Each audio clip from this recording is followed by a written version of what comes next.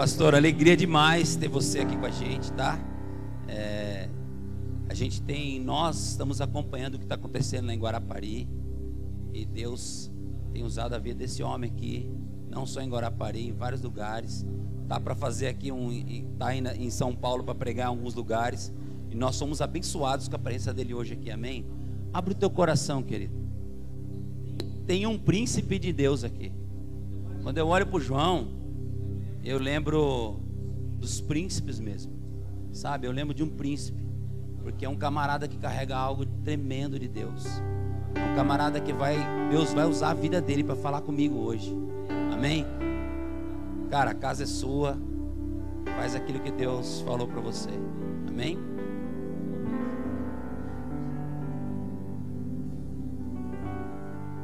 Boa noite. Vocês estão com frio?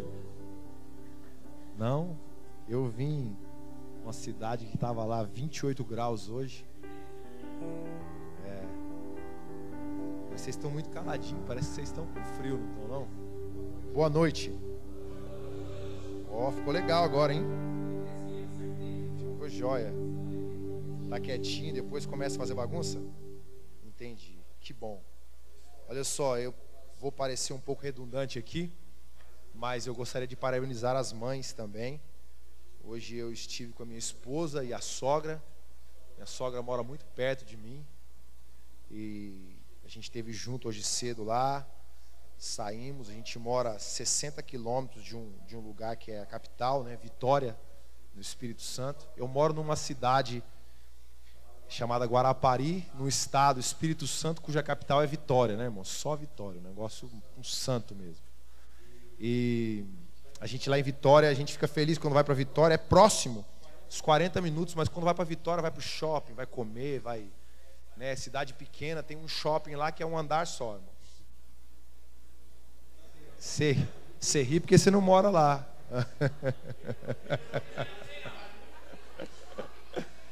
E a gente fica feliz, é uma festa para elas quando elas vão levar no aeroporto, quando vão fazer alguma coisa do tipo, porque elas acabam ficando no shopping. Talvez foi até melhor do que o Boticário que ela ganhou, né? Ir pro shopping comer alguma coisa. Agora, esse especial Dia das Mães para mim, além da minha mãe, minha sogra, que é um pivô no nosso ministério, minha esposa, todo lugar que eu vou, eu gosto de honrar uma história. A gente costuma dar honra aos pais da fé, né? Eu tive uma mãe na fé. Com 5 anos de idade, eu digo que eu me converti pastor já. Uma alemã, o nome dela era missionária Vita. Uma alemã na escola bíblica dominical. Ela, quando me olhou a primeira vez, que ela chegou da Alemanha para ser missionária numa igreja presbiteriana, ela me olhou uma vez, pastor Sandro, e ela disse: você é pastor. 5 anos de idade eu tinha. Ela olhou para minha cara e ela persistiu naquilo. Naquele mesmo ano que ela chegou, ela foi ser minha professora de escola bíblica dominical. Teve um dia que ela deu uma lição, e quando terminou a lição, ela colocou todo mundo em fileira para orar. Missionária mesmo. Colocou todo mundo em fileira para orar, começou a impor mãos, e quando chegou em mim, ela falou assim: pastor Joãozinho, você quer aceitar Jesus? Eu falei: eu quero. Então eu aceitei Jesus já pastor, irmãos, porque foi assim que ela fez o convite. E eu gosto sempre de honrar a missionária Vita. Eu não sei se tem alguém aqui que trabalha. Tem alguém que trabalha com criança? Levante a mão. Pode levantar a mão. Isso aí. Eu vou dizer para você uma coisa. Tem vezes que ecoa muito audivelmente as lições da missionária Vita. Eu não sei te dizer o que o pastor daquela época pregou, mas eu sei dizer o que ela me ensinou. Os ensinamentos dela foram perpetuados no meu coração. Então nós precisamos dar a devida importância para essas mães na fé também. Mulheres que nutrem em amor, mulheres que fazem um papel por detrás dos bastidores, mas que levantaram aí uma geração, que pavimentaram um caminho para que a gente pudesse também estar aqui. Vamos aplaudir as mães? Vamos?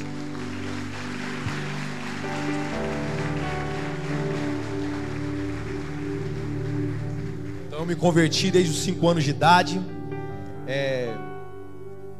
A partir dos 11 anos eu preguei minha primeira mensagem numa garagem na Assembleia de Deus, lá na cidade de Avaré. Foi lá uma garagenzinha, a gente foi lá tocar um hino lá, nas oportunidades que tinham. E aí o pastor se atrasou, ele estava saindo do trabalho e se atrasou. A pastora falou: meu filho, você leu um texto, 1 João 4, você não pode continuar lendo não. Foi a primeira vez que a gente ministrou com 11 anos de idade. Depois passaram-se alguns anos, né, há 3 anos atrás, quando Deus nos chamou para o ministério, depois de ter passado por vários lugares, digo vários lugares no sentido de lugares geográficos, né? A gente serviu 2 ministérios desde os 5 anos, mas depois que quando Deus nos chamou, a gente foi ser pastor numa garagem. Deus falou: você pregou a sua primeira mensagem numa garagem, nada mais cabível de começar algo, né, voltando para casa. Era a garagem da minha casa e foi algo muito legal. Acho que vai ter uma foto aí, quero fazer questão de mostrar uma foto para vocês, e ela é um pouco estratégica, não sei se vai aparecer aí, mas eu sou casado com a Fernanda, aquela morena ali de trás. Parece que ela tem 15 anos, mas ela já vai fazer 37. Não fala para ela que eu contei a idade dela. Eu tenho 3 filhas, porque eu oro de madrugada, eu acordo para orar de madrugada, então Deus vai dando filho.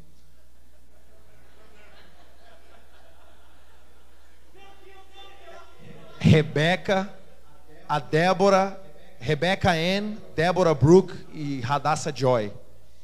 Tem uns nomezinhos assim meio estranhos, não é porque a gente nasceu na roça não, é porque elas nasceram na América, elas nasceram nos Estados Unidos, e lá é nome composto, né? Então, para a gente conseguir fazer com que elas se adaptassem à cultura delas, a gente deixou com que elas tivessem um nome igual todo mundo da cultura delas.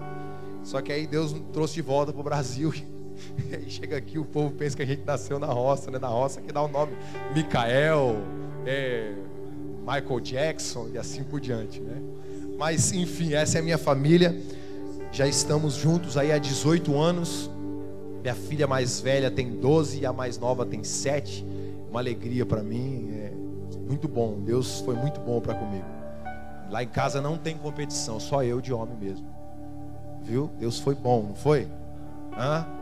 Há quem diga que não, mas eu tenho certeza, eu atesto que foi. Amém? Eu quero que você abra a Bíblia em Marcos capítulo 4, por favor. Marcos capítulo 4.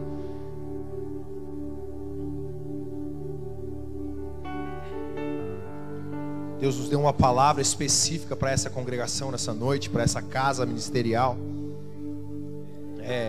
Entre algumas que a gente tinha orado, pensado, Deus nos guiou a isso. E nós vamos ser fiel àquilo que Deus nos mostrou. Enquanto você abre, eu vou orar para que o Espírito Santo de Deus tenha liberdade de agir nesse lugar, no seu coração. Senhor, nós levantamos um estandarte a Cristo Yeshua nesse lugar, Deus. Nós declaramos que o Senhor é o maior neste lugar. Nós declaramos, Senhor amado, que o Senhor é o melhor. Pai amado, nós somos apenas aqueles que estão, Senhor amado, cumprindo uma ordem que o Senhor já estabeleceu antes da fundação do mundo. Potencializa todas as coisas a partir do Teu Filho neste lugar. Que Cristo venha a ser glorificado neste lugar. Que nós venhamos a tomar as nossas posições, Senhor amado. Que haja humildade, que haja sobriedade nos nossos corações, para que Cristo seja erguido, Senhor amado, e seja reconhecido entre todos aqui. Nós, Senhor amado, levamos cativo a obediência de Cristo Jesus, todo e qualquer pensamento neste lugar, e nós declaramos, Senhor, que aqui o Senhor reina, que aqui o Senhor opera, e que aqui o Senhor impera, em o nome do Senhor Jesus. Amém, amém, amém. Aleluia. Marcos capítulo 4, versículo 35 ao 41. Eu quero trazer algo aplicativo ao teu coração nessa noite. Eu não vou vir aqui falar de coisas para você se encantar. Se você for tocado, vai ser pelo Espírito Santo e não por palavras persuasivas, mas quero cumprir a missão de Deus para essa noite. Marcos 4:35 diz assim, eu leio hoje aqui da NVI. Naquele dia, ao anoitecer, disse ele aos seus discípulos: vamos para o outro lado. Deixando a multidão, eles levaram-no no barco, assim como estava. Outros barcos também o acompanhavam. Levantou-se um forte vendaval e as ondas se lançavam sobre o barco, de forma que este ia se enchendo de água. Jesus estava na polpa, dormindo com a cabeça sobre um travesseiro. Os seus discípulos o acordaram e clamaram: Mestre, não te importas que morramos? Ele se levantou, repreendeu o vento e disse ao mar: Aquieta-se, acalme-se. E o vento se aquietou-se e fez completa bonança. Então perguntou aos seus discípulos: Por que vocês estão com tanto medo? Ainda não têm fé? Eles estavam apavorados e perguntavam uns aos outros: Quem é este que até os ventos e o mar os obedece? Quem é este que até os ventos e os mares o obedecem? Amém? Queridos, a palavra de Deus, ela é mais pontual do que aquele relógio suíço que você ganhou no Dia dos Pais. Se não ganhou pela fé, irmãos, ora a Deus aí que, quem sabe, pelo presente que você deu hoje, certamente você vai ganhar um bom. Então, meu irmão, preste atenção. A palavra do Senhor Jesus, ela é mais pontual do que o relógio suíço que já foi inventado. O mentor que eu tive durante a infância, eu cheguei nos Estados Unidos com 16 anos, eu fiquei lá 12 anos, 16 para 17 anos. E, irmãos, eu tive um homem que, o primeiro livro que eu ganhei foi Acalmando as Tempestades, de Billy Graham. E o dizer que ele falava era o seguinte: que a palavra do Eterno, ela é mais atual do que o jornal que vai sair em Ribeirão Pires amanhã. Então eu acredito que tudo aquilo que nós lemos hoje aqui, ele não só pode ser contextualizado para a nossa vida, como talvez muitos de nós podemos encaixar muitas coisas que nós estamos vivendo hoje naquilo que foi lido.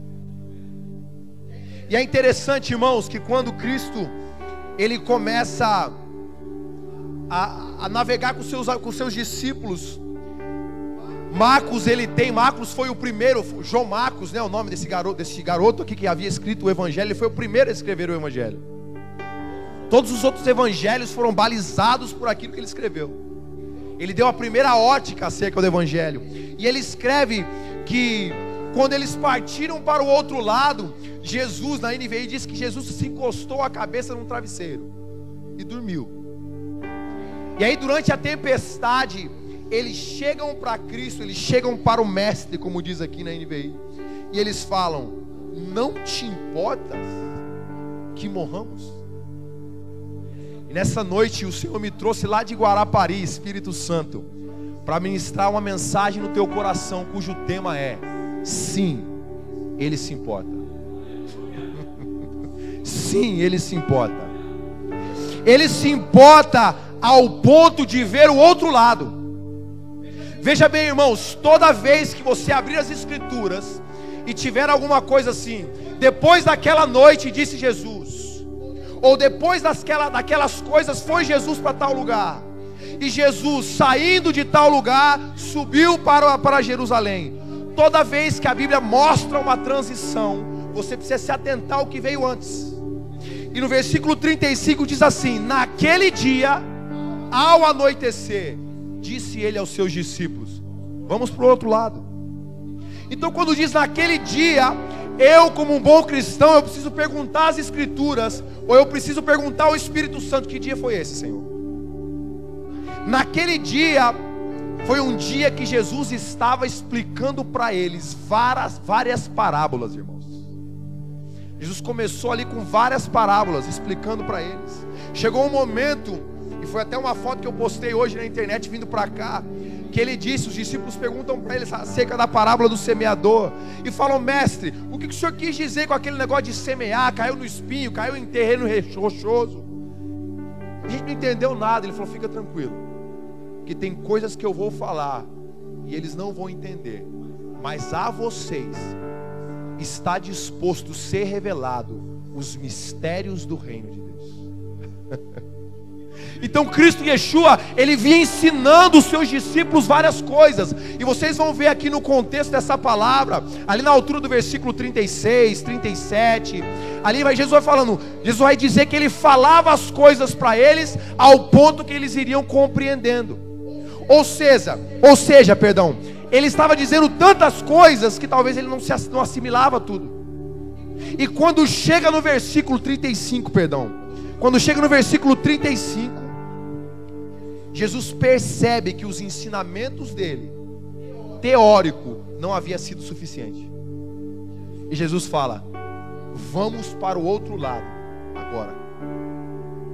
Deixa eu dizer para você uma coisa. Talvez por muito tempo você tenha ouvido muita informação, muita coisa teórica, e isso ela serve, ela é boa até um certo limite. Vai chegar uma hora que Jesus vai dizer para você, nós precisamos ir lá para o outro lado. Porque vai sair da teoria, vai transicionar da teoria para um ponto prático, para algo vivenciado. Porque Jesus não é um homem teórico, ele ensinou com a sua própria vida. Ele disse, olha para mim. Quando Filipe perguntou para ele, mostra-nos o Pai, ele falou assim, olha para mim. Quando Filipe perguntava outras coisas para ele, ele falou, fica tranquilo, eu sou o caminho, eu sou a verdade, olha para mim. Existem 58 eu sous no livro de João. Então, vai chegar um momento na nossa vida, fonte de avivamento, que a teoria ela não vai ser suficiente. Nós vamos precisar embarcar com Cristo em uma jornada prática, para aprendermos na prática. Você entende isso? Porque nós vivemos numa geração que talvez diferente desses homens aqui, uma geração abastada de informação. Irmãos, tem informação para tudo hoje. Se você não sabe cozinhar alguma coisa, você vai para onde? Vai para onde, irmão? Todo mundo virou Masterchef. Todo mundo. Se você, irmãos, quer ouvir algo diferente, você vai para a internet. Agora deixa eu dizer para você uma coisa. A nossa geração é abastada de informação, mas é carente de transformação. E a abundância de informação com a ausência de transformação, ela vai gerar mais condenação, irmãos. Você acha que a gente não vai ser julgado de acordo com aquilo que nós ouvimos e sabemos? Por isso que Cristo Yeshua falou para eles, olha, eu estou falando até o ponto que vocês podem compreender, mas depois dessas coisas, chegou a hora da gente ir para o outro lado. Eu vou falar algo aqui profeticamente, que eu não vim perder viagem. Tem gente que chegou a sua hora de ir para o outro lado. Chegou a hora de você sair da teoria, irmãos, e começar a caminhar sobre a palavra. Começou a caminhar, sabe por quê, irmãos? Preste atenção no que a gente canta, irmãos. O hit do momento é, eu quero conhecer Jesus. A gente canta muita coisa, a gente professa muita coisa, às vezes até sem saber aquilo que a gente está proferindo, e de repente a gente está caindo numa condenação sem entender. Nós queremos conhecer Jesus, mas não sabemos nem quantos a fonte de avivamento não. Lá nos Estados Unidos, tem gente que não sabe nem quantos eu sou a gente na Bíblia. Se a gente quer saber quem Ele é, se a gente quer conhecer quem Ele é, a gente precisa se aprofundar dele. Não é sair de reuniões como essa e ver o gol do Corinthians, que perdeu ou ganhou hoje? Ganhou? Ganhou? Ixi, é nós, mano. Eu sou paulistano, irmãos. Eu moro em Guarapari, mas eu nasci na freguesia do Ó. Graças a Deus. Irmãos, não deixa isso roubar a graça que está sobre a tua vida agora. Mas você entendeu? Se nós cantamos que nós queremos conhecer, nós precisamos caminhar sobre isso. Sabe de uma coisa, irmãos? Vou falar a verdade. Tem gente que sai de um culto como esse e vai para a internet assistir fulano de tal, quando nós deveríamos pegar uma palavra, preste atenção, e deixar com que ela transpasse o nosso intelecto, desça para o nosso coração, mas que não pare aí, que ela alcance os nossos pés ao ponto de nós caminharmos sobre ela. Você está entendendo? Não adianta a gente ouvir a última revelação, dar um chute, se arrepiar e depois caminhar para as mesmas coisas. O excesso de informação sem transformação não vai trazer algo bom para nós. É por isso que Jesus disse, depois de todas aquelas coisas, naquele dia, ao anoitecer, Ele disse: vamos para o outro lado. Vamos para o outro lado. Você acha que ele não saberia que ia ter uma tempestade, irmão? Você acha que ele não saberia? Irmãos, ele havia ensinado mistérios do reino, mas precisavam ter coisas práticas. Às vezes a gente pega ou vê um rapaz assim da minha idade, novinho, com tupetinho, cabelo cortado, fala: o que será que vai sair desse lugar aí? Porque a gente quer alimentar o nosso intelecto, irmãos. Eu leio muita coisa, eu sei o que eu estou falando. Às vezes a gente quer alimentar o nosso intelecto, quando a gente deveria, irmãos, aquecer o nosso coração com aquilo que nós já temos. Eu estava falando para o apóstolo, quando nós estávamos indo para cá, chegou um momento onde o puro e simples tem que voltar a ser a verdade. Tem que voltar a ser aquilo que a gente caminha sobre aquilo, irmãos. Nós precisamos aquecer a igreja de volta com o puro e simples. Irmãos, eu vou falar para você. Jesus, quando Ele veio à terra, Ele disse: olha, nós tocamos lamentações aqui, vocês não choraram. E a gente cantou, a gente celebrou, e vocês não dançaram. Jesus estava dizendo: nós queremos ver vocês corresponderem àquilo que eu estou fazendo diante de vocês. Vocês estão entendendo, irmãos? Vocês estão entendendo mesmo? Isso é importante. Nós precisamos corresponder e não apenas comparecer.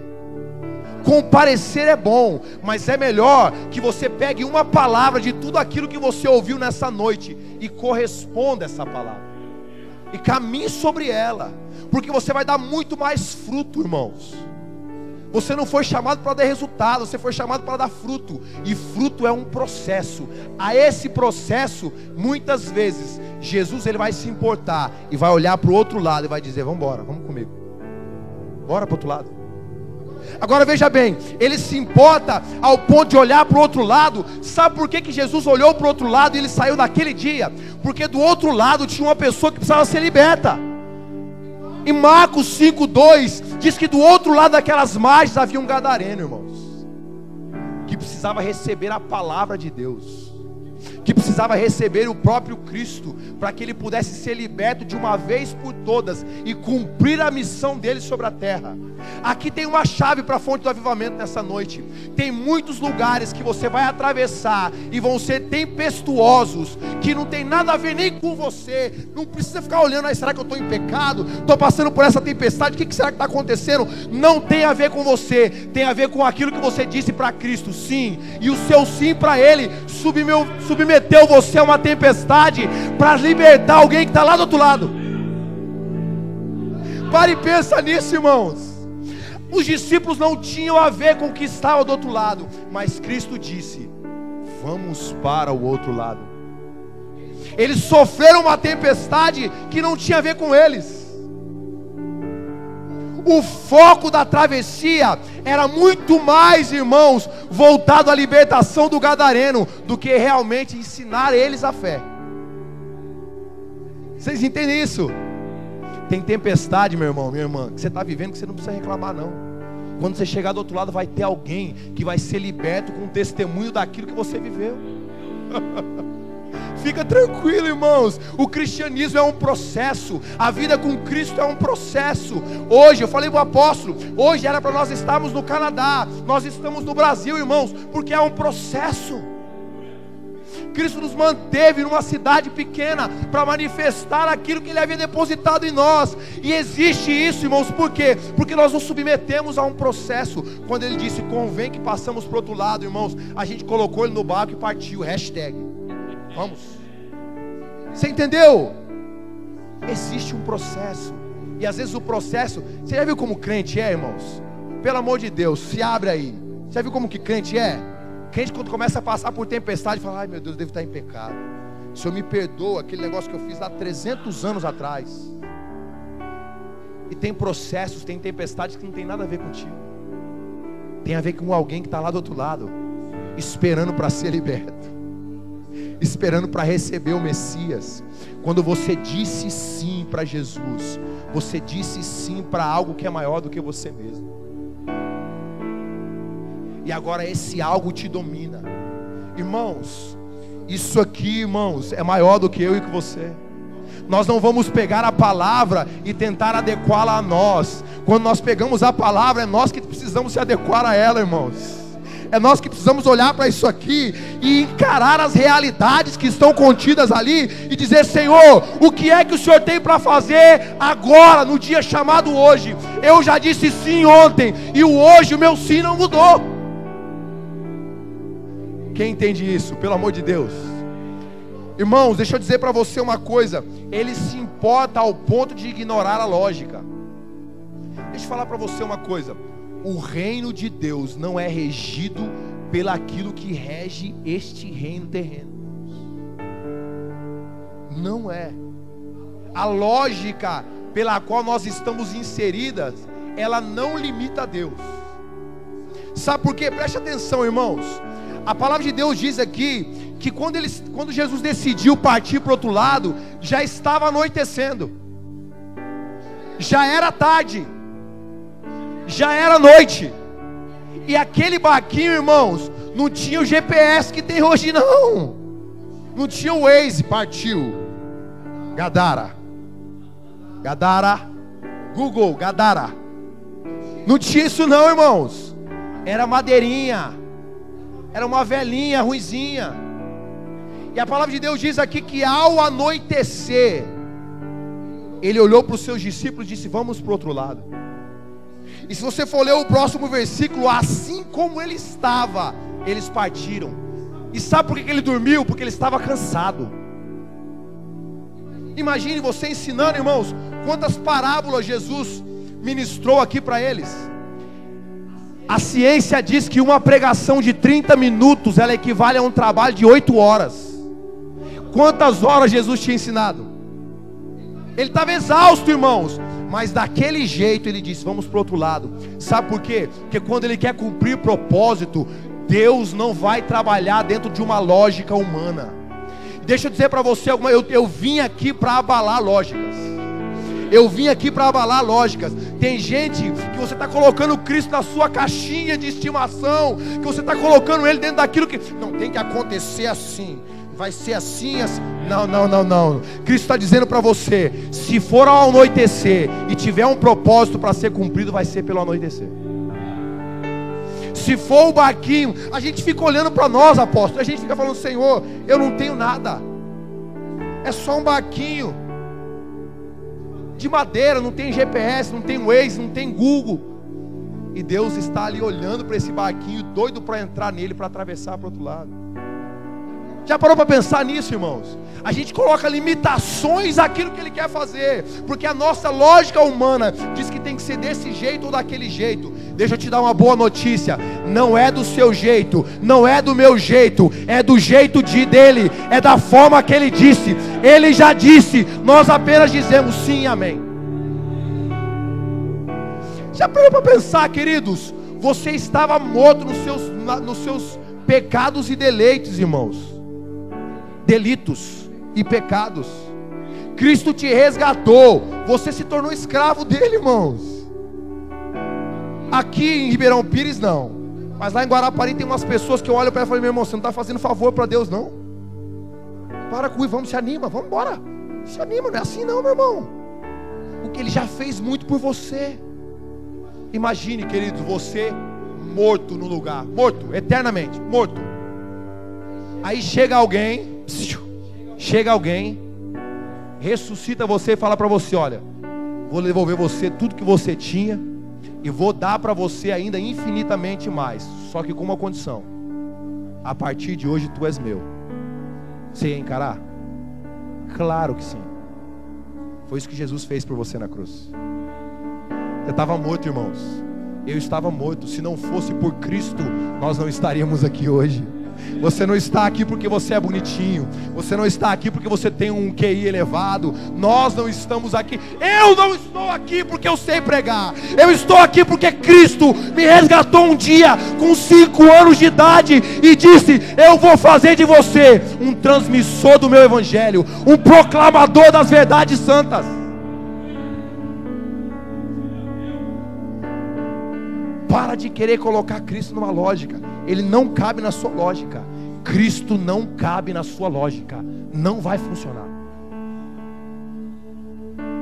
Pensa, irmãos, pensa, queridos, para e pensa. Era noite, já era a viração do dia. Na sua versão fala: já sendo tarde, disse ele, vamos para o outro lado. O povo judeu cronometrava o dia de 3 em 3 horas. Os teólogos dizem que já era a 6ª hora já da noite, era a 9ª, não sei como é que fala agora aqui. Já era 6 horas da tarde. E lá, como que aqui a rede de eletricidade aqui, ou a empresa de eletricidade aqui, Eletropaulo? É de São Paulo toda, Eletropaulo, né? Okay. Lá é Excelsa, aqui é Eletropaulo. Lá naquela região não tinha Eletropaulo não, irmãos. Já parou para pensar nisso? Não tinha Eletropaulo. Sabe como que era? Sabe como que era exemplificado a luz? Sabe como que era? Quando Jesus disse, essa aqui é boa. Quando Jesus disse: vós sois a luz do mundo, ele não estava simbolizando essas luzinhas bonitas que vocês colocaram aqui não. Luz naquela época era igual a fogo. Só tinha fogo, irmão. Não tinha luzinha para acender não. Quando ele diz vós sois a luz do mundo, ele quis dizer: vós sois aqueles que queimam constantemente, iluminando as trevas e proclamando aqueles que vos tirou das trevas para a sua maravilhosa luz. Não tinha, irmãos, luz. Não tinha, irmãos, lógica de atravessar para o outro lado daquela hora.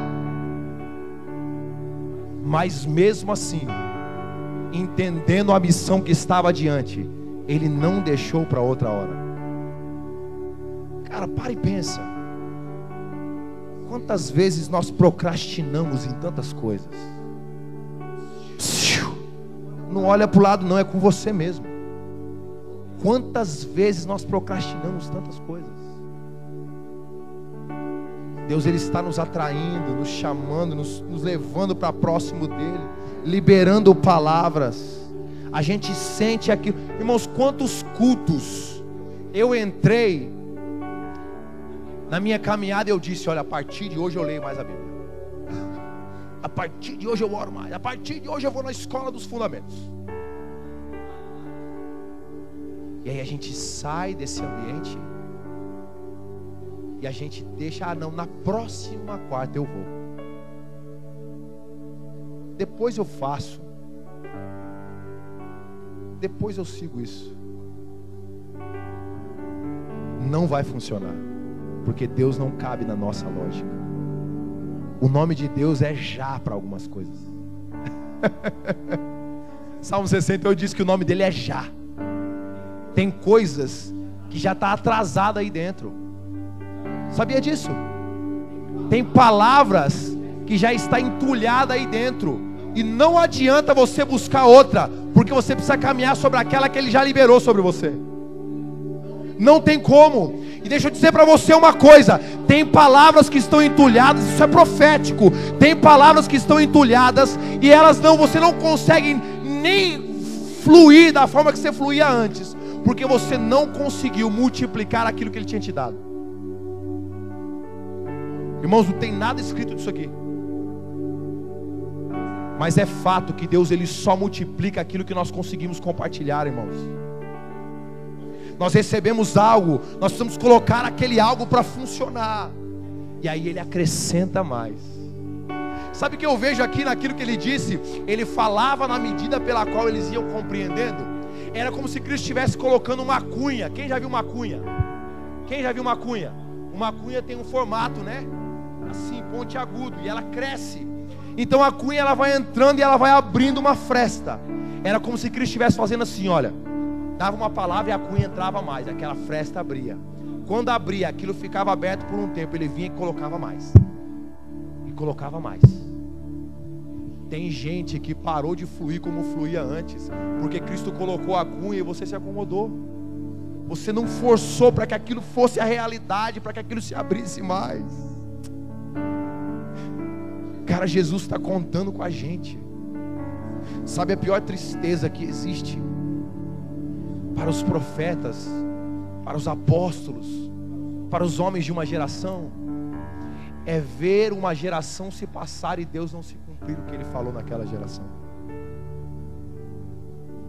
É por isso que existe na palavra uma oração, um clamor dizendo: Senhor, que não passe dessa geração.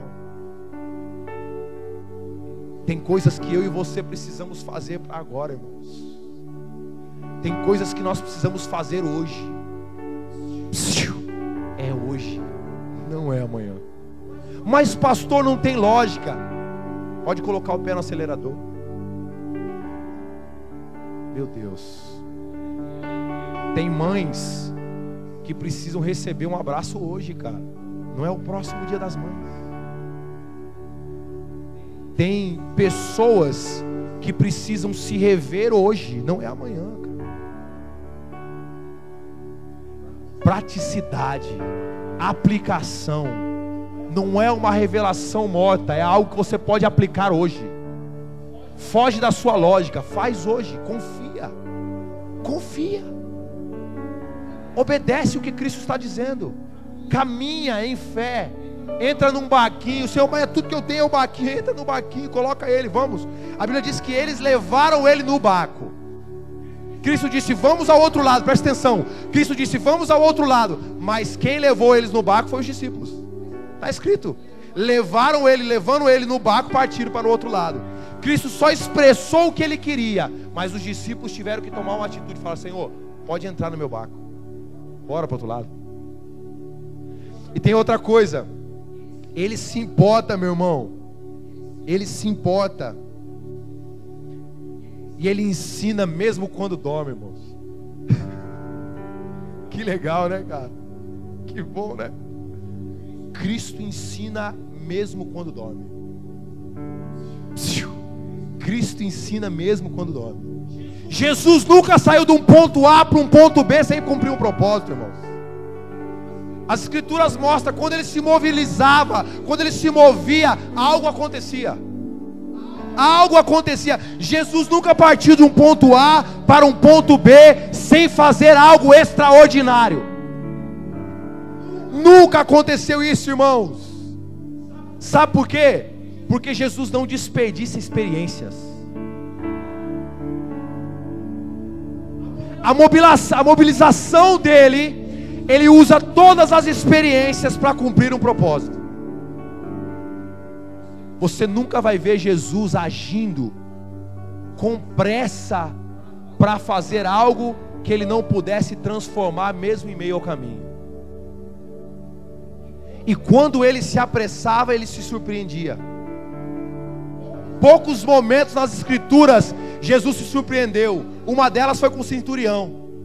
Senhor, meu servo está aterrorizado em dores. Ele disse: vamos à sua casa. E o camarada disse: não. Não, Jesus, o senhor está com muita pressa. Manda só uma palavra, porque eu também sou sujeito à autoridade. O único homem em Israel que mudou a trajetória de Jesus não foi um judeu, foi um romano. Deixa eu dizer para você uma coisa, irmãos. Jesus, ele não se movimenta sem um propósito. Jesus não se movimenta sem cumprir algo específico. E naquele movimento do ponto A para o ponto B, existia algo específico ali. A palavra de Deus diz no versículo 36: deixando a multidão, eles levaram no barco assim como estavam. Olha só que interessante, tem um ponto final e uma continuação. E outros barcos o seguiam. Deixa eu te dar uma chave aqui. Jesus acalmou a tempestade para todos, não acalmou? Mas só um barco carregava ele do outro lado. Sabe qual barco que era? O barco daqueles que colocaram, que levaram no Jesus no barco, entraram, e outros barcos seguiram de forma retardatária. Ei, é melhor passar por uma tempestade com Jesus no seu barco dormindo, do que estar retardatariamente, ficar de forma retardatária em um barco sem ele dentro. Deixa eu dizer para você, Você que está passando por uma tempestade, ele dormindo no seu barco é mais seguro do que em outro barco em plena bonança. Eu prefiro ter Cristo dormindo no meu barco do que estar num barco que ele não está embarcado, que ele não entrou dentro. Fica tranquilo, se ele estiver dormindo, uma hora ele acorda, e se ele não acordar, nós temos liberdade de procurá-lo e acordar. Jesus ensina até dormindo, irmãos. É interessante que no Monte das Oliveiras, quando Jesus chama os discípulos, quem dorme é os discípulos. E na travessia Jesus dorme, e os discípulos ficam apavorados. Já pensou por isso? Já parou para pensar essa ótica? Já parou? Porque aquilo que muitas vezes Jesus nos incumbe a fazer, a gente descansa, mas em meio às nossas tempestades nós queremos que ele esteja acordado. Que coisa, né, irmãos? Ei, os discípulos talvez não sabiam verificar tudo isso, mas quando eles notaram que eles não aguentariam mais, eles foram acordar o mestre.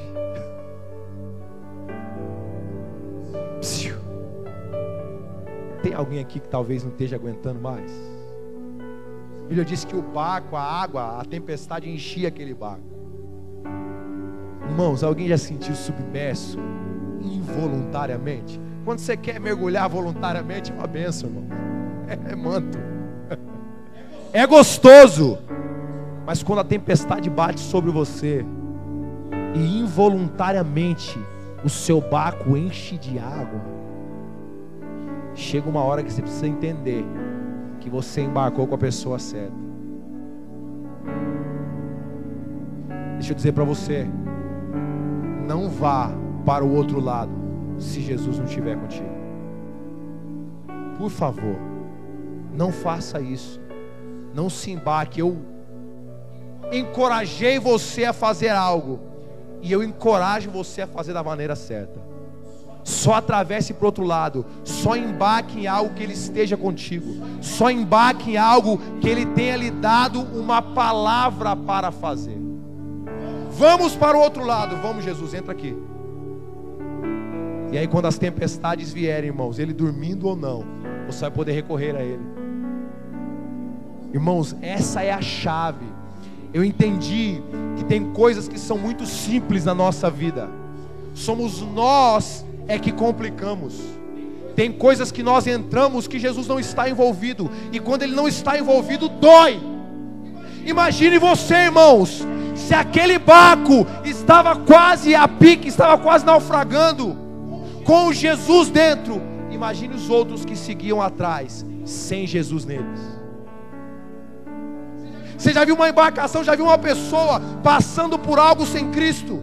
Você já viu uma pessoa passando por uma tempestade, aonde Cristo já está ausente de tudo aquilo? É a pior coisa que tem. Eu sou pastor, eu atendo, irmãos, uma vez por semana. Na igreja eu recebo pessoas para ouvir. E as mais desesperadas são aquelas: pastor, eu nunca deveria ter deixado Cristo. Hoje eu não estou aguentando, eu não suporto mais. As piores doenças almáticas, irmãos, elas não vêm por causa das pressões cotidianas, elas vêm por causa da ausência do caráter de Cristo. Quem entendeu isso? Isso é importante. Cara, se existe uma coisa que nós precisamos buscar nesses dias, é buscar ser semelhantes a Cristo. Porque é isso que vai contar. No final de todas as coisas, o propósito eterno de Deus é que todos nós sejamos uma grande família e todos parecidos com o irmão mais velho. Você entendeu? É simples assim, mas não é tão simples. Porque exige de nós discernimento, esforço, empreendimento e força. Acordar todos os dias, olhar para o espelho e falar: será que eu estou semelhante a Cristo hoje? Ou pera lá, será que nas minhas navegações, na minha jornada, ele está pelo menos na polpa, cochilando? Pensa nisso, irmãos. Isso vai te poupar tempo, isso vai te poupar lágrimas, isso vai te poupar grandes dores. Ele ensina ainda dormindo. Ele ensina ainda dormindo. É melhor ter Cristo dormindo na sua embarcação e passar por uma tempestade, do que ele estar numa embarcação em plena bonança, onde ele não esteja nem sequer dormindo. Eu quero partir aqui para uma conclusão, possivelmente. Ele se importa ao ponto de responder sem sequer citar uma palavra. Sim, ele se importa. Preste atenção, olha que legal. No versículo 38 diz assim: Jesus estava na polpa dormindo com a cabeça sobre um travesseiro. Os discípulos o acordaram e clamaram: Mestre, não te importa que morramos? 39. Ele se levantou e respondeu aos discípulos. É assim que está escrito? Não, ele se levantou e fez o quê? Repreendeu o vento. Sabe por que ele repreendeu o vento e não deu uma resposta aos discípulos? Porque ele se importa, mesmo sem dizer uma palavra para nós. Tem momentos na nossa vida, irmãos, que o maior ensinamento de Deus vai ser Ele tocar naquilo que está nos tocando, em vez de falar conosco da forma que nós queremos. Senhor, fala comigo, manda um profeta nessa noite. Fala comigo, Deus. E aí às vezes Deus manda algo para tocar naquilo que está te tocando, em vez de falar aquilo que você quer ouvir. Porque talvez a voz que você quer ouvir só vai acalmar a tempestade dentro de você por um tempo, mas a voz que brada ao seu redor, ela pode trazer paz, ela pode acalmar aquilo que está te fustigando, irmãos. Cristo se importa ao ponto de fazer coisas sem dizer uma palavra. Quantas vezes Deus já agiu na minha vida sem dizer o porquê?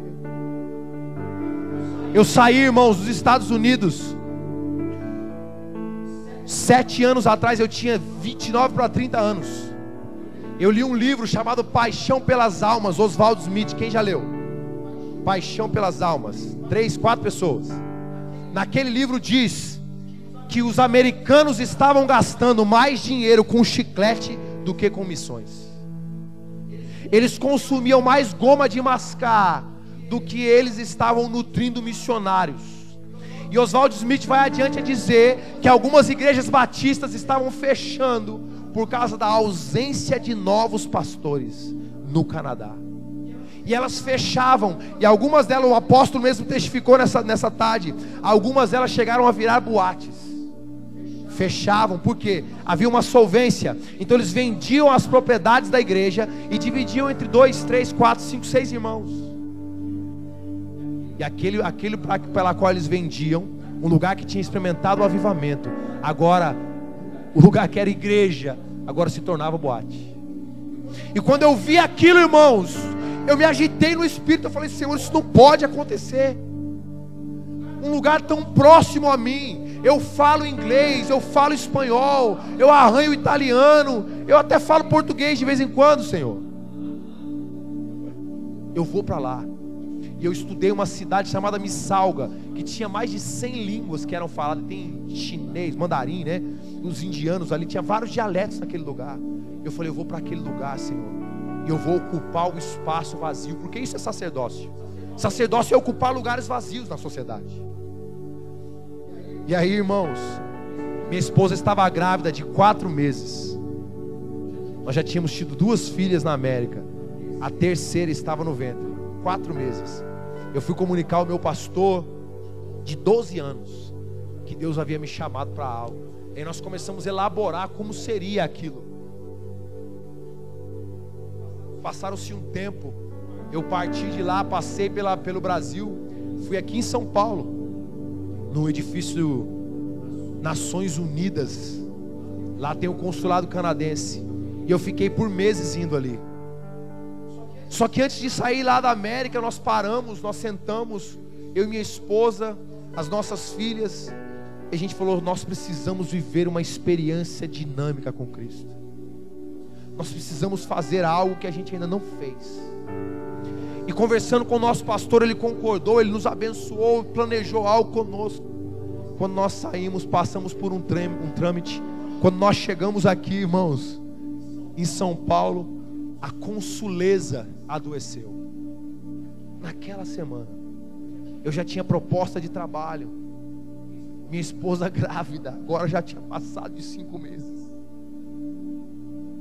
A gente vivendo com a rebarba que a gente tinha ainda. Talvez você não sabe o que é passar aperto. Ribeirão Pires só tem gente granfina, né? Mas eu estava passando os apertos. E aí a Consuleza ficou doente, pastor. E aí não tinha outro cônsul, porque o Canadá, ele é um país extenso territorialmente falando, mas ele tem aproximadamente 35 milhões de habitantes. São Paulo tem mais habitantes do que o Canadá. Aí eles tiraram um cônsul que estava aposentado da aposentadoria, mais de 85 anos, e colocaram aquele cônsul para ter um encontro comigo. E quando eu cheguei na frente dele, ele disse: eu não vou deixar você ir para o Canadá. Você não vai para o Canadá. Você morou muito tempo fora do seu país. Minha esposa grávida, pouco recurso, 2 filhas, uma já estava estudando em colégio particular. Eu desci daquele edifício de mais de 17 andares. Eu parei dentro de um carro, coloquei a mão no volante. Eu falei: Senhor, eu quero ocupar os lugares vazios. O Senhor me deu uma palavra. Eu orei, Senhor, pedindo para viver uma experiência genuína contigo. O que é que está acontecendo? Dentro de mim, o Espírito vivificante bradou dizendo: você pediu uma experiência comigo e eu estou te dando. Deixa eu dizer para você uma coisa, meu irmão.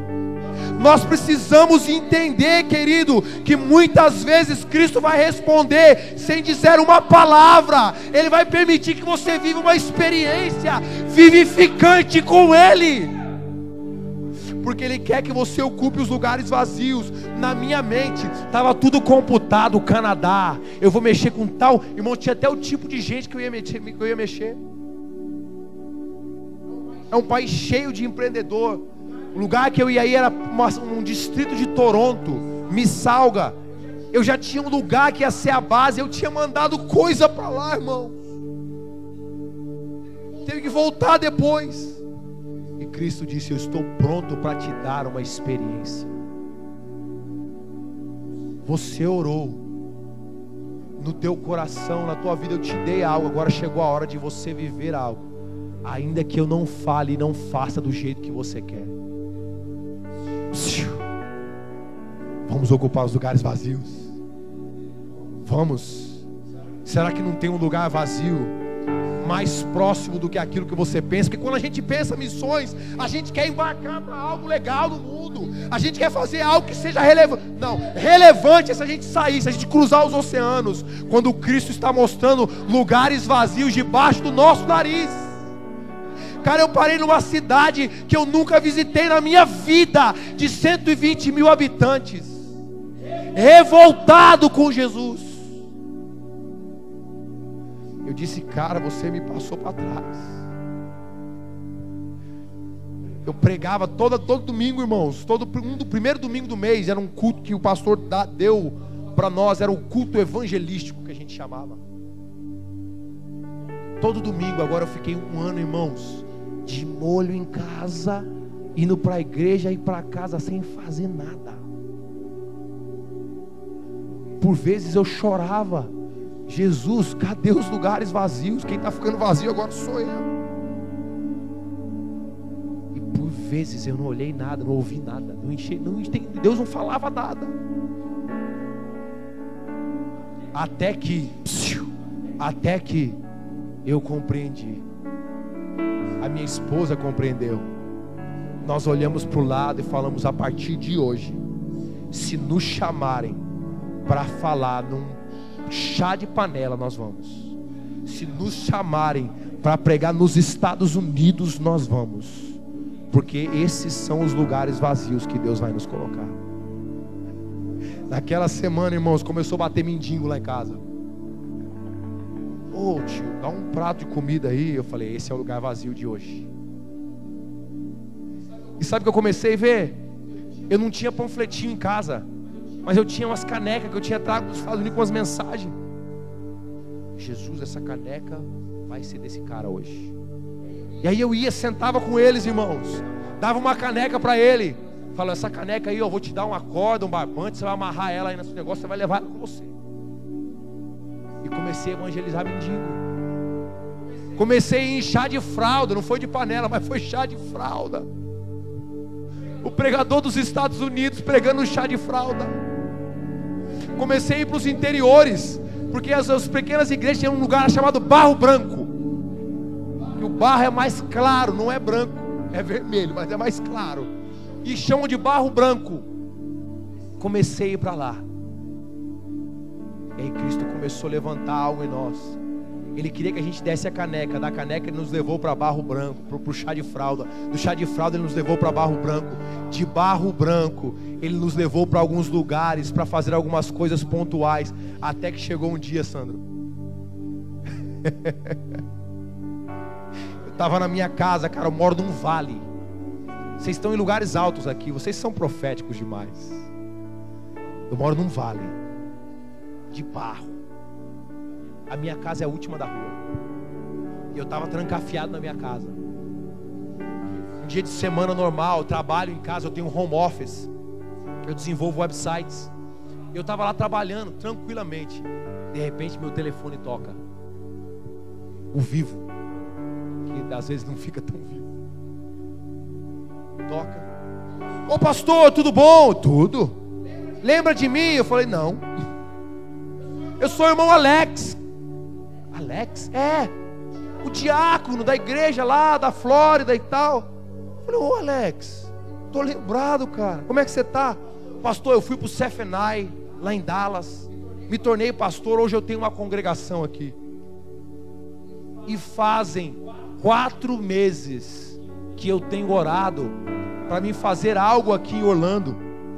E toda vez que eu oro, o Espírito Santo sopra o meu nome, o seu nome no meu coração. Como é que é, Alex? 4 meses. Eu parei para pensar quando foi o dia que a gente tinha decidido a ocupar os lugares vazios. 4 meses atrás. Ele falou assim, olha, você topa? Eu só posso pagar a sua passagem para vir para cá. Eu topo. Quando eu desliguei aquele telefone, eu chamei minha esposa, chamei minhas filhas.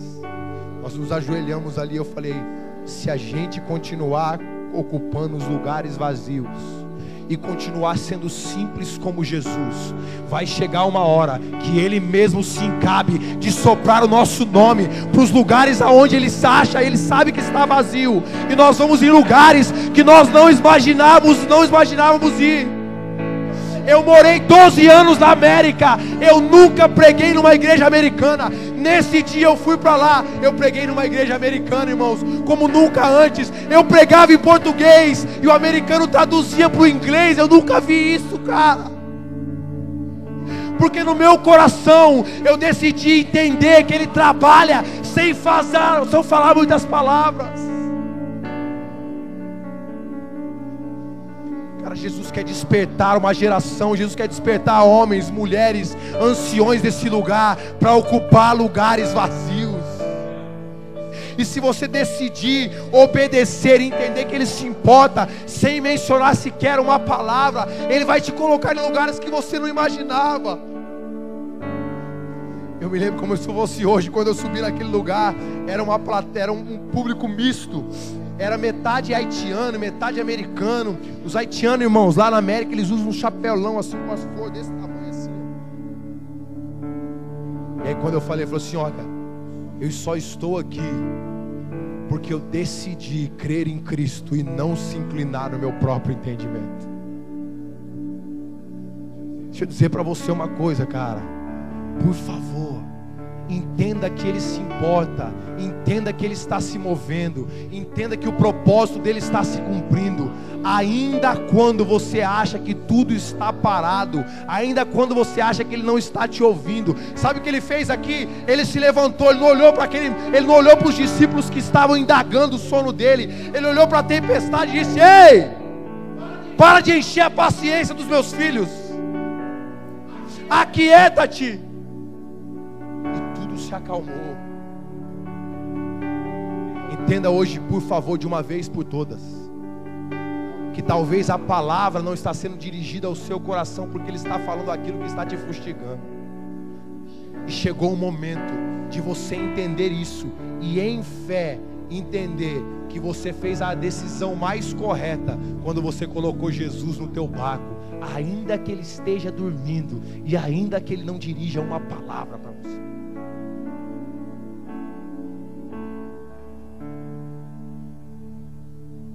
Cara, eu não vou me estender nessa noite, porque eu sinto que neste lugar existem pessoas confusas.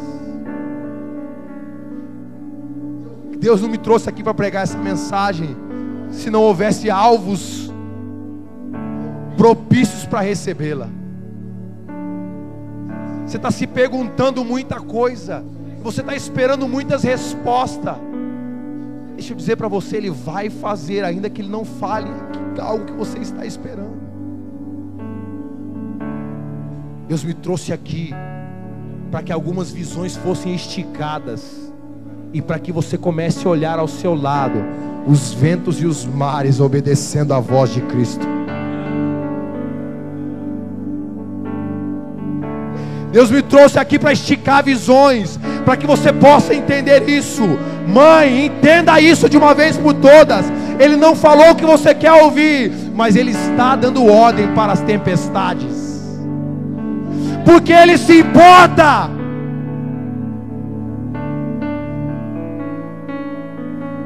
A melhor decisão que você fez na sua vida foi mantê-lo no teu barco.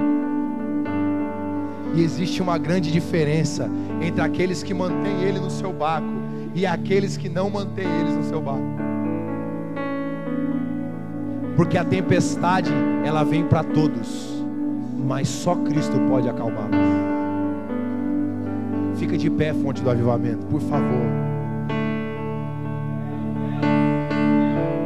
Eu quero orar por pessoas específicas aqui nessa noite. Eu quero orar por pessoas específicas aqui nessa noite. Talvez essa noite de esticar a sua visão, de expandir a tua visão, de fazer você enxergar: ei, essa tempestade, ela não tem a ver contigo só. Talvez Ele esteja te ensinando, mas tem alguém lá do outro lado.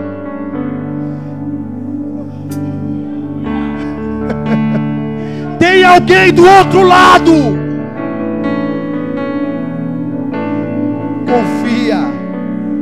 Confia. Sim, Ele se importa. Sim, Ele se importa. E o que é mais legal com Cristo é que às vezes parece que tudo saiu do controle, e quando Ele vem dá uma ordem, a gente fica pasmo. O legal de Jesus é isso, irmãos. Eu não fui para o Canadá, mas hoje eu toco centenas de pessoas numa cidade que eu não esperava estar.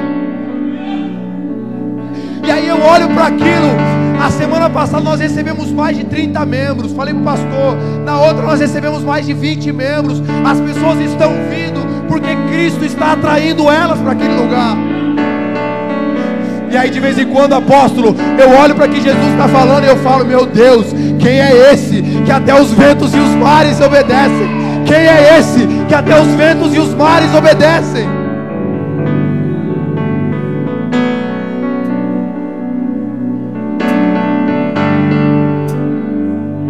Muita gente diz que você precisa entender tudo. Eu vou dizer para você que existem momentos no processo que você não vai entender tudo. Tudo que você precisa é se submeter àquele que até os ventos e os mares se obedecem. Submete a sua vida a Ele, cara.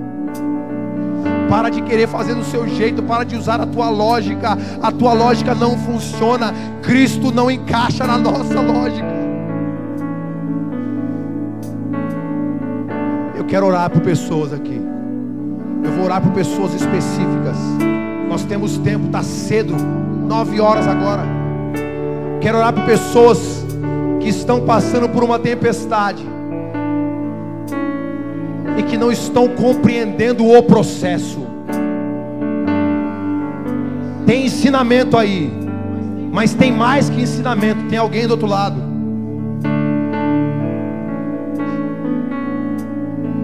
E a vida com Cristo é assim. Vai ter momentos que nós vamos passar por coisas que nós não queremos. A minha pequena Radassa era para ser canadense, ela é capixaba, porque assim Ele quis que fosse. E ela é a alegria, ela é o joy da nossa casa. Ela é a alegria da nossa casa. Nós passamos, e quando nós chegamos do outro lado, Cristo estava esperando com centenas de pessoas para que elas fossem libertas, irmãos.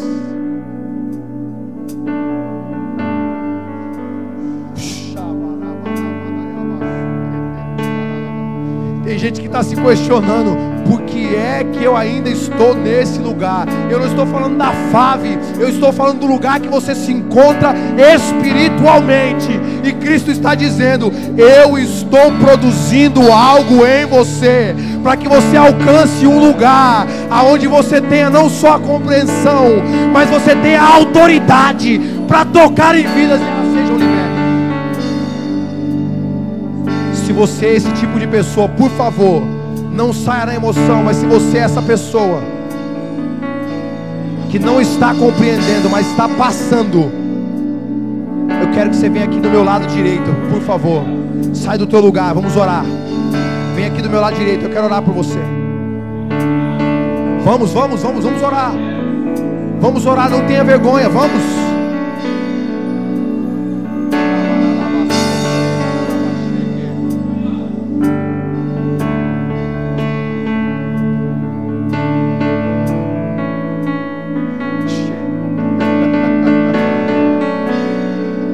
Ei!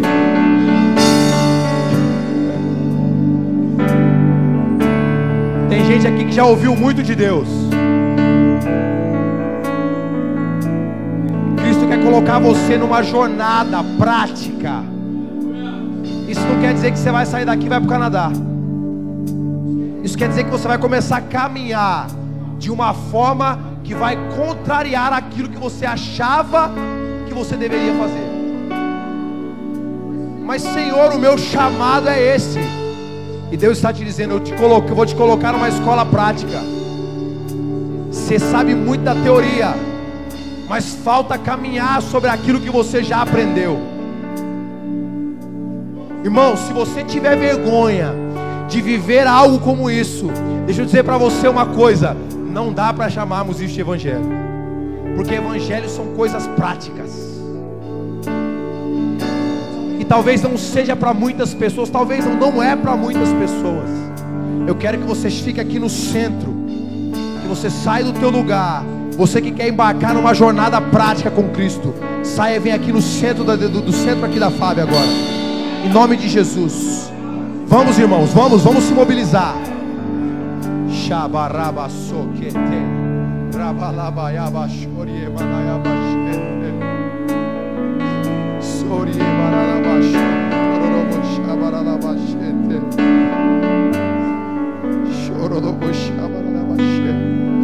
Deixa eu dizer para você a última coisa aqui, irmãos. Eu não vou sair daqui sem falar tudo. Tem gente que já sabe que a sua embarcação, por qualquer que seja o motivo, a sua embarcação está ausente de uma pessoa. Está faltando alguém na sua embarcação, você sabe disso. Você sabe, irmãos. Deus me tirou lá naquele cantinho para dizer isso para você, para abrir os seus olhos. Está faltando a pessoa mais importante na sua embarcação.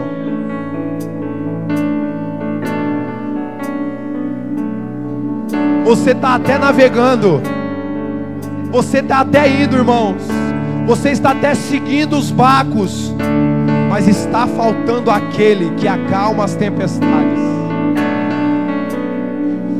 Sem demagogia, sem falsa religiosidade, pelo amor do nome de Jesus.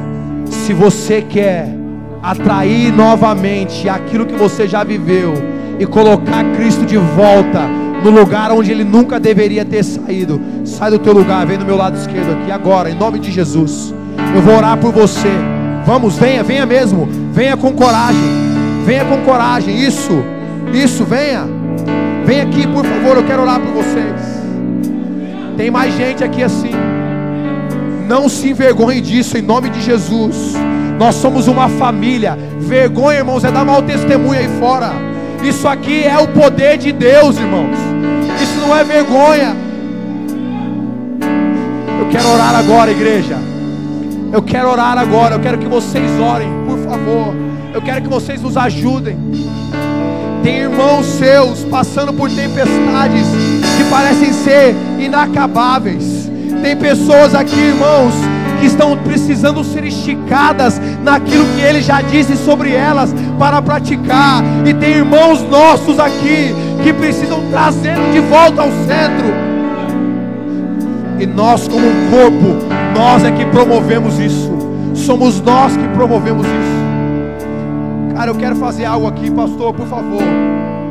Por favor, se você não se encaixou com nada que eu disse aqui, porque você está bem e está apto para exercer aquilo que Cristo te chamou para exercer, eu quero que uma mulher saia do lugar e venha ficar com mulheres. Homens, sai do teu lugar e venha orar por homens. Vamos ser corpo. A vida está no corpo.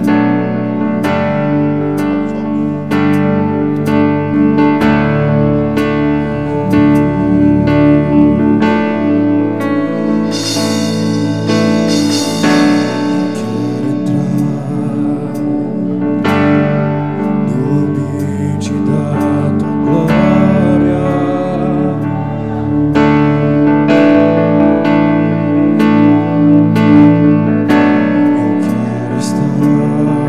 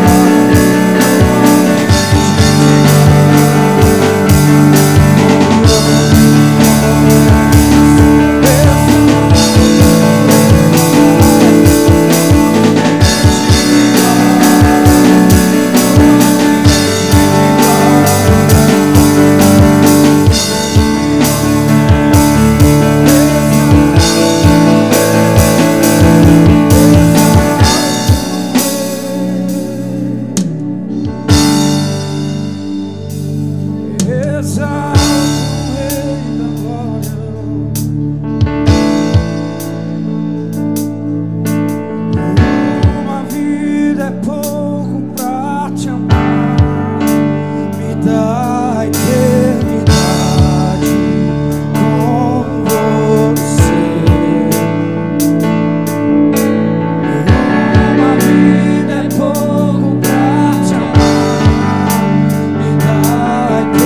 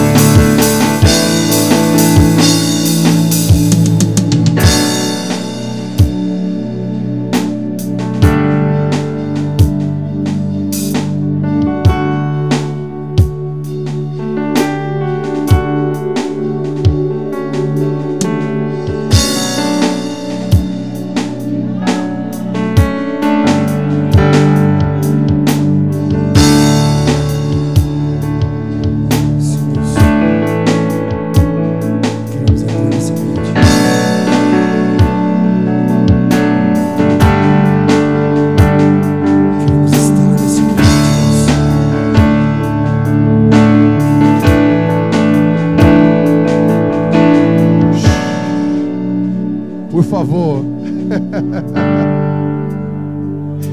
Por favor.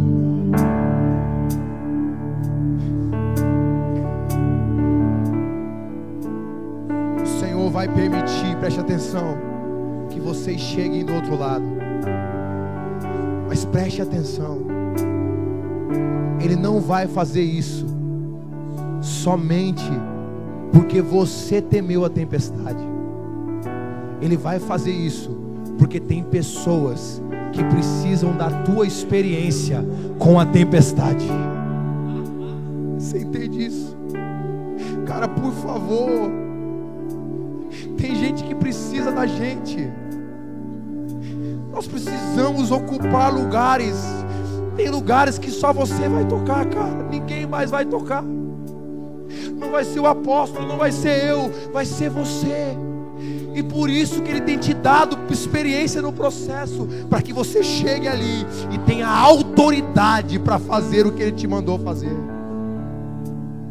Deus não vai te tirar da tempestade só porque você pediu para Ele acalmar as tempestades. Deus vai te tirar da tempestade porque tem gente que precisa ouvir o que Ele fez contigo. Por favor, fonte do avivamento, nós precisamos transmitir isso. Cara, eu oro para que se um dia nós voltarmos aqui, quando nós olharmos para essa plateia, nós possamos ver homens e mulheres com caras de Cristo, gente reformada, gente, Senhor, passado por processos tão intensos, irmãos, que quando as pessoas olharem para você na rua, falar: cara, esse cara aí passou por tempestade. Ei, psiu, como é que foi, cara? Eu tô aqui, o que aconteceu contigo? E você vai falar: eu conheço aquele que até os ventos e os mares obedecem. Eu conheço um que até os ventos e os mares obedecem. Jesus está fazendo algo genuíno, cara. É uma mobilização silenciosa, porque ela começa dentro de você, mas ela não vai permanecer silenciosa para sempre. Deus está gerando grandes coisas em algumas vidas aqui. Tem gente sendo esticado. Tem gente sendo esticada. Tem gente que estava valorizando aquilo que você precisava desprezar. Eu falei aqui. Sabe o que acontece, irmãos? Sabe o que acontece? Tem coisas que a gente dá de frente, cara, e a gente valoriza, e aquilo vai subindo de valor na nossa frente. Os discípulos valorizaram a tempestade. E enquanto eles valorizavam, parece que ela só subia. Parece que as águas só subiam. Quando eles tiraram os olhos da tempestade e eles olharam para aquele que estava descansando, e eles falaram: cara, esse trem tá grande aqui, só. E tem um cara que tá ali relaxando, relax. Vamos tirar o olho daqui e vamos olhar para ele. Tem famílias que vai mudar quando você deixar de olhar para o problema e passar a olhar para aquele que pode solucionar o problema. Nós não precisamos temer o pecado, irmãos. O pecado não é aquilo que está te levando para um lugar ruim. A Bíblia nunca diz: olha, cuidado com o pecado. Não, a Bíblia fala: olha para aquele que é santo e imita ele. Valoriza o que ele tem. Esquece isso aí que está te incomodando. Só olha para ele. Tudo que você valoriza sobe de valor diante dos seus olhos. E tudo aquilo que você desvaloriza perde valor diante dos seus olhos. Coloque essa matemática em prática, que você vai ver o que pode acontecer com a sua vida. Mas você não conhece o meu marido, eu conheço o Cristo. E eu sei o que ele pode fazer com maridos. Quem recebe essa palavra? Por favor, por favor. Que o Senhor Jesus te abençoe. Dá um abraço no teu irmão. Dá um abraço, irmão. Nós somos família. Dá um abraço. Ah, meu Deus do céu. Que violência.